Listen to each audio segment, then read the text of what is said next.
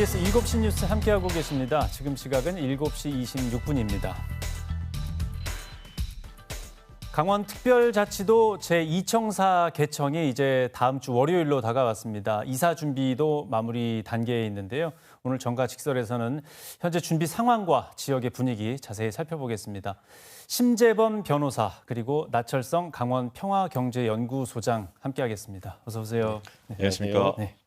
자, 먼저 소장님께 그 준비 상황에 대해서 말씀을 들어보겠습니다. 정확한 이름은 강릉 글로벌 지역본부인데 지금 도립대학 주문진에 이제 설치가 되는데요.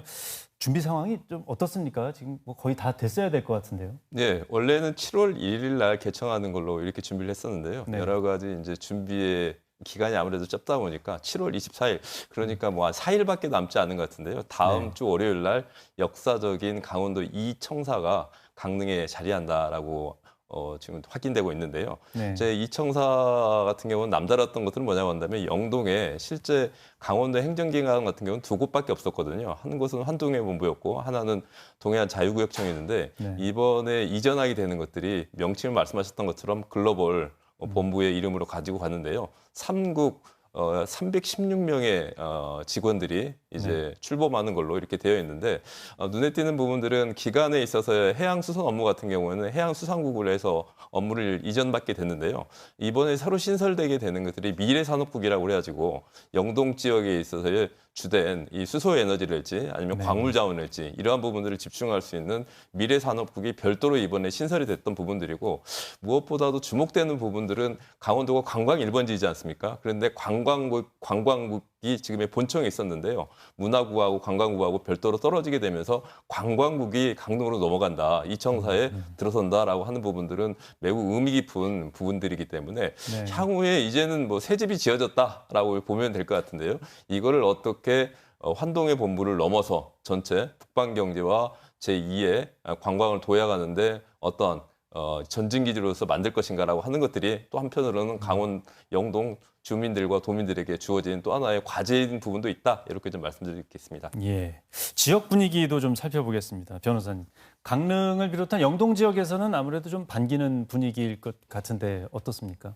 예, 그 뭐 형식적으로 본다면 뭐 그 부지사급이 오지 않은 부분이라든가 이런 부분들은 뭐 저 다소 실망스러운 부분이 있을 수 있다 할지라도 실질 부분에 있어가지고는 뭐 당초에 이제 그 강릉 지역에서 원했던 어떤 그 관광의 어떤 부서가 온다라든가 첨단 산업과 관련된 특화 부서가 좀 오기를 바랬다라는 부분, 그리고 해양수산 기능을 좀 강화하고자 했던 목표, 이런 부분들은 대부분 이룬 것으로 보여집니다. 그동안 강원도 내에서 그 뭐 빅3라고는 하지만 강릉 지역이 상당히 소외 지역이라고 느끼고 있었습니다. 시민들은. 실질적으로 이번에 강릉 지역으로 이제 이청사로 가기를 원하는 이제 지원자를 받았는데도 불구하고 한 20여 분밖에 지원을 안 할 정도로 상당히 자존감이 떨어지는 지금 상황인데 네. 그럼에도 불구하고 지금 말씀하셨듯이 미래산업국과 관광국이 이제 신설 설치됨으로 인해서 앞으로 신산업에 대한 어떤 동력이 좀 생길 것으로 보여지고요. 기존의 어떤 관광산업이라든가 해양산업 관련 부분에 있어서도 다소 변화가 있을 것으로 지금 큰 기대가 있습니다. 예, 말씀하신 부분도 있지만 한 20여 명은 이제 자원에서 가시고 춘천에서 그리고 다른 한 100여 명의 공무원은 이제 뭐 여러 가지 방법으로 인사 발령이 나게 되는데 그 말씀하신 부분 중에서도 청사 규모가 기대 이상은 아니기 때문에 이런 부분에 대한 어떤 지역 사회의 불만도 좀 있을 것 같습니다. 그 일단 지역 사회에서 지금으로서는 아직까지 시민들이 체감을 하거나 느끼거나 이 부분은 좀 적은 것 같습니다. 이 부분에 대해서 아직까지는 홍보가 아직 미약한 부분이고요. 다만 이제 제가 의미 있게 보는 부분은 민선 8기 초반에 이게 이루어졌다는 부분입니다. 시작이 반이 아니라 시작이 거의 9할 이상에 해당되는 사업입니다. 사실 이 내용이. 따라서 제2청사를 설치를 전격적으로 시행을 했다는 부분 상당히 의미가 있고요. 다만 좀 신경을 써야 될 부분은 있는데 우선 첫 번째로 지금 어쨌든 그 도지사께서 말씀하시기를 그 어떤 그 업무 분장을 나누는 것이 아니고 기능이 어떤 그 부서를 쪼개기식이 아니라 확장이라고 처음에 말씀을 하셨는데 이게 강원특별법 전부 개정안에 조직 자율권이 인정이 안 됨으로 인해 가지고 그 부분이 막혔던 부분이 있습니다. 따라서 강원특별법이 향후에 개정을 통해 가지고 행정기구라든가 직제에 대한 어떤 자율권을 좀 회복할 필요가 있고요. 그리고 두 번째로 이 과연 제2청사를 둔 취지입니다. 취지 자체는 강릉 지역의 어떤 경제 발전을 위한 것이 아닙니다. 그 영동권과 강원 남부권의 발전을 위한 것입니다. 그렇다 본다면 강릉 지역은 지금 상당히 그 관에서도 관심이 있고 시민들도 다소 관심이 있는데 과연 영동 지역, 강원 남부권의 시민들이라든가 어떤 공공기관에서 이 부분에 어느 정도 관심을 갖고 있는지 좀 비전을 갖고 좀 접근을 해야지 실질적으로 이 청사가 앞으로도 발전을 할 수 있는 부분이 있기 때문에 이 부분에 좀 신경을 써야 할 것으로 보입니다. 그리고 마지막으로 말씀드릴 부분은 이게 제2청사가 설치가 되면 관련 어떤 공공기관이라든가 후속적으로 관련 공공기관이라든가 단체라든가 그 후에 관련 기업들이 자연스럽게 모일 수밖에 없습니다. 근데 모였는데 모이기 위해서는 산업 환경이라든가 정주 환경 같은 것이 뒷받침이 돼야 되는데 과연 이 부분에 대해 가지고 그 관련 지자체에서 기초단체에서 어느 정도 지금 유념을 하고 있는지 이 부분도 각별히 좀 신경을 써야 되지 않겠는가 그런 생각이 듭니다. 그 말씀하신 부분들이 빠른 시간 안에 자리를 잡아야 이게 효율적인 청사 이전이 되지 않을까 싶습니다. 그러면 제2청사가 몇 년 동안 공전이 되고 유명무실해지고 오히려 뭐 예를 들어 민해 산업국이 있다고 하더라도 본청에 산업국이 있습니다. 그 네. 업무가 분장이 제대로 안 되고 혼합이 돼서 혼란이 초래될 가능성도 있습니다. 예. 소장님께서는 이 청사를 좀 어떻게 지켜봐야 된다고 보십니까?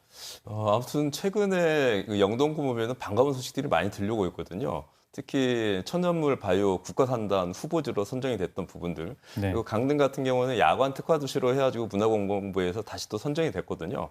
또 한편으로는 2035년도까지 1조원에 달하는 세계 3위의 연어 클러스터를 구축하는 이러한 산업들이 진행이 되면서 이번에 제2청사의 이전이라고 하는 것들은 이러한 사업들을 총지휘할 수 있는 컨트롤 타워가 이전했다라고 하는 부분들이기 때문에 네. 이런 사람들이 강릉에만 되는 것들이 아니라 이 양양이랄지 아니면 고성이랄지 이러한 지역들과 함께 지금 발전하고 있는 부분들이기 때문에 각별하게 시너지 효과를 내는 부분들 같은 경우에 좀 고려를 해야 될 것들이고 관광국이 이전한다라는 것들은 관광국만 이전하는 게 아니거든요. 가령 강원도에 관광재단이 있지 않습니까?